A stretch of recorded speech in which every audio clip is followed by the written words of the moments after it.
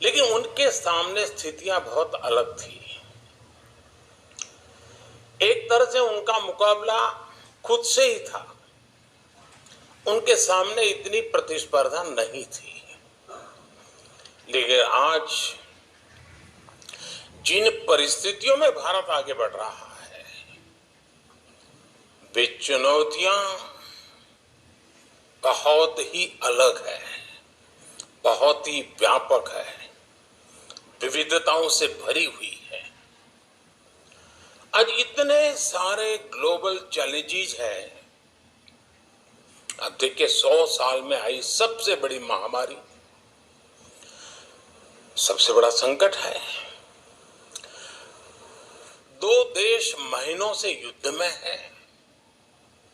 पूरी दुनिया की सप्लाई चेन अस्त व्यस्त है।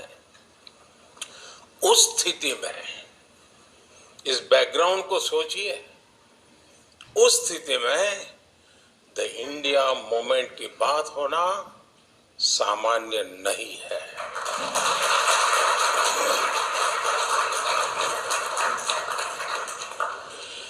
ये एक नया इतिहास बन रहा है जिसके हम सभी साक्षी हैं। आज पूरी दुनिया भारत को लेकर एक विश्वास से भरी हुई है। आज भारत दुनिया में सबसे तेज गति से बढ़ने वाली अर्थव्यवस्था है। आज भारत दुनिया में नंबर 1 स्मार्टफोन डेटा कंज्यूमर है। आज Bharat global fintech adoption rate में नंबर 1 है। आज भारत दुनिया का दूसरा सबसे बड़ा मोबाइल मैन्युफैक्चरर है। आज भारत में दुनिया का तीसरा सबसे बड़ा स्टार्टअप इकोसिस्टम है। ऐसी कितनी ही बातों पर चर्चा होती रही है। लेकिन चलो, पुरानी बातें कभी किसी को जरूरत पड़ेगी तो खोद के निकालेगा। लेकिन मैं अभी अभी की बात करना चाहता हूं आज, और वो भी 2023 की। 2023 के 75 दिन हुए हैं। मैं उन 75 डेज की ही बात आज करना चाहता हूं। इन 75 दिनों में देश का ऐतिहासिक ग्रीन बजट आया। इन 75 दिनों में कर्नाटका के शिवमोगा में एयरपोर्ट का लोकार्पण हुआ। इन 75 दिनों में मुंबई में मेट्रो रेल का अगला फेज शुरू हुआ। इन 75 दिनों में देश में दुनिया का सबसे लंबा रिवर क्रूज चला। बेंगलुरु मैसूरू एक्सप्रेसवे शुरू हुआ। दिल्ली मुंबई एक्सप्रेसवे का एक सेक्शन शुरू किया गया। मुंबई से विशाखापट्टनम से वंदे भारत ट्रेनें चलनी शुरू हुई। आईआईटी धारवाड़ के परमानेंट कैंपस का लोकार्पण हुआ। भारत ने अंडमान और निकोबार द्वीप समूह के 21 द्वीपों को परम वीर चक्र विजेताओं के नाम किया। साथियों, इन 75 दिनों में ही भारत ने पेट्रोल में 20% इथेनॉल की ब्लेंडिंग करके E20 फ्यूल लॉन्च किया है। इन 75 दिनों में ही तुमकुरू में एशिया की सबसे बड़ी आधुनिक हेलीकॉप्टर फैक्ट्री का लोकार्पण हुआ है। एयर इंडिया ने दुनिया का सबसे बड़ा एविएशन ऑर्डर दिया है। इन 75 दिनों में ही भारत ने ई संजीवनी के माध्यम से 10 करोड़ टेली कंसल्टेशन का मुकाम हासिल किया है। इन 75 दिनों में ही भारत ने 8 करोड़ नए टैप वाटर कनेक्शन देने का मुकाम हासिल किया है। इन 75 दिनों में ही यूपी उत्तराखंड में रेल नेटवर्क के 100% इलेक्ट्रिफिकेशन का काम पूरा हुआ है। साथियों, इन 75 दिनों में कूनो नेशनल पार्क में 12 चीताओं का नया बैच आया है। भारतीय महिला टीम ने अंडर 19 क्रिकेट में T20 वर्ल्ड कप जीता है। इन 75 दिनों में देश को 2 ऑस्कर जीतने की खुशी मिली है। साथियों, इन 75 दिनों में हजारों विदेशी डिप्लोमेट्स और विभिन्न संस्थाओं के प्रतिनिधि G20 की बैठकों में हिस्सा लेने के लिए भारत आए। इन 75 दिनों में G20 की 28 अहम बैठकें हुई हैं, यानी हर तीसरे दिन एक बैठक। इसी दौरान एनर्जी समिट हुई, आज ही ग्लोबल मिलेट्स कॉन्फ्रेंस हुई है। हमने देखा बेंगलुरु में हुए एयर इंडिया में हिस्सा लेने के लिए 100 से ज्यादा देश भारत आए। इन 75 दिनों में ही सिंगापुर के साथ यूपीआई लिंकेज की शुरुआत हुई। इन 75 दिनों में ही तुर्की की मदद के लिए भारत ने ऑपरेशन दोस्त चलाया। अब से कुछ घंटे पहले ही भारत बांग्लादेश गैस पाइपलाइन का लोकार्पण हुआ। ये 75 दिनों की ही इतनी लंबी लिस्ट है कि समय कम पड़ जाएगा।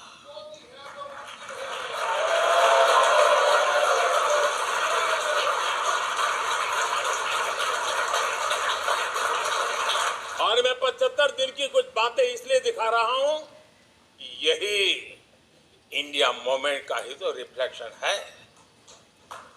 साथियों, आज देश एक और रोड, रेलवे, पोर्ट, एयरपोर्ट जैसे फिजिकल इंफ्रास्ट्रक्चर बना रहा है। दूसरी ओर भारतीय संस्कृति और सॉफ्ट पावर के लिए भी दुनिया में अभूतपूर्व आकर्षण है। आज योग पूरी दुनिया में लोकप्रिय हो चुका है। आज आयुर्वेद को लेकर उत्साह है, भारत के खान पान को लेकर उत्साह है। आज भारतीय फिल्में, भारतीय संगीत नई ऊर्जा के साथ लोगों को अपना दीवाना बना रहे हैं। हमारे मिलेट्स, श्री अन्न भी पूरी दुनिया में पहुंच रहे हैं।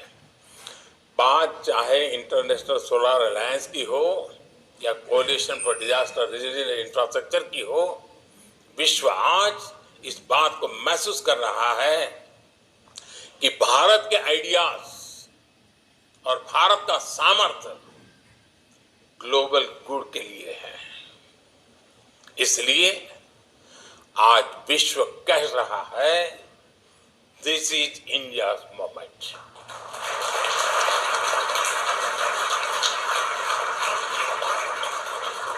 और आप सबने हाल फिलहाल एक और बात भी नोट की होगी, इन सब का मल्टीप्लायर इफेक्ट होता है। एक छोटी सी बात की तरफ मैं आपका ध्यान आकर्षित करता हूं। आजकल अधिकतर देश,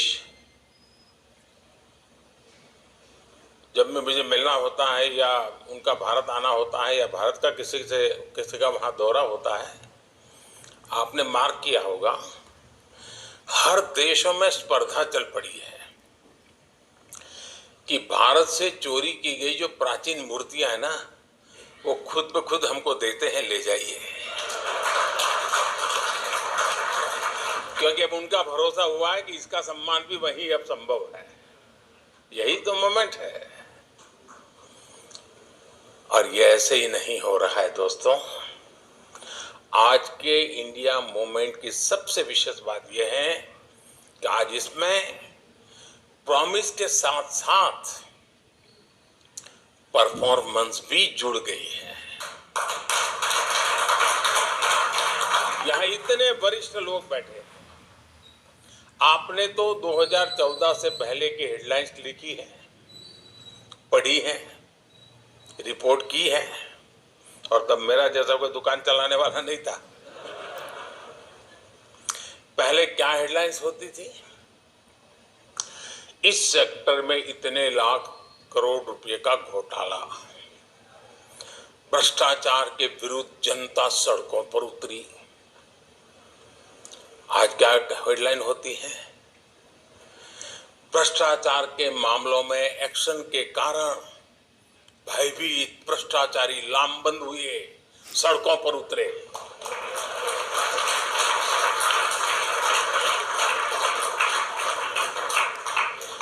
आप लोगों ने तो घोटालों की खबरें दिखा दिखाकर इतनी टीआरपी बटोरी है। अब आपके पास अपॉर्चुनिटी है, भ्रष्टाचारियों पर कार्रवाई दिखा करके टीआरपी बढ़ाइए। किसी के प्रेशर में ना आए, बैलेंसिंग के चक्कर में ये मौका न गंवाएं। साथियों, पहले शहरों में बम ब्लास्ट की हेडलाइंस होती थी, नक्सली वारदातों की हेडलाइन होती थी। आज शांति और समृद्धि की खबरें ज्यादा आती है। पहले पर्यावरण के नाम पर बड़े बड़े इंफ्रास्ट्रक्चर प्रोजेक्ट रोके जाने की खबरें आती थी। आज पर्यावरण से जुड़ी पॉजिटिव न्यूज के साथ ही नए हाईवे, एक्सप्रेसवे बनने की खबरें आती हैं। पहले ट्रेनों की दुखद दुर्घटनाओं की खबरें आम बात होती थी। आज आधुनिक ट्रेनों की शुरुआत हेडलाइन बनती है। पहले एयर इंडिया के घोटालों की बेहाली की चर्चा होती थी। आज दुनिया की सबसे बड़ी एयरक्राफ्ट डील की खबरें दुनिया में हेडलाइन बनती है। प्रॉमिस और परफॉर्मेंस का यही बदलाव इंडिया मोमेंट लेकर आया है। वैसे बात साथियों, जब देश आत्मविश्वास से भरा हो, संकल्प से भरा हो, विदेश भी, दुनिया के विद्वान भी भारत को लेकर आशावान हो, इन सब के बीच निराशा की बातें, हताशा की बातें, भारत को नीचा दिखाने की बातें, भारत का मनोबल तोड़ने की बातें भी होती रहती है। अब हम जानते हैं कि किसी कहीं पर भी शुभ होता है ना, तो काला टीका लगाने की परंपरा रहती है। तो आज इतना शुभ हो रहा है, इतना शुभ हो रहा है कि कुछ लोगों ने काला टीका लगाने का जिम्मा लिया है। और ये इसलिए कि नजर न लग जाए। साथियों, गुलामी के लंबे कालखंड के चलते हमने गरीबी का एक लंबा दौर देखा। ये दौर जितना भी लंबा रहा हो, एक बात हमेशा शाश्वत रही, भारत का गरीब जल्द से जल्द गरीबी से बाहर निकलना चाहता था। आज भी वो दिन भर कड़ी मेहनत करता है। वो ये चाहता है कि उसका जीवन बदले, उसके आने वाली पीढ़ियों का जीवन बदले। वो सिर्फ 2 टाइम की रोटी तक सीमित नहीं रहना चाहता।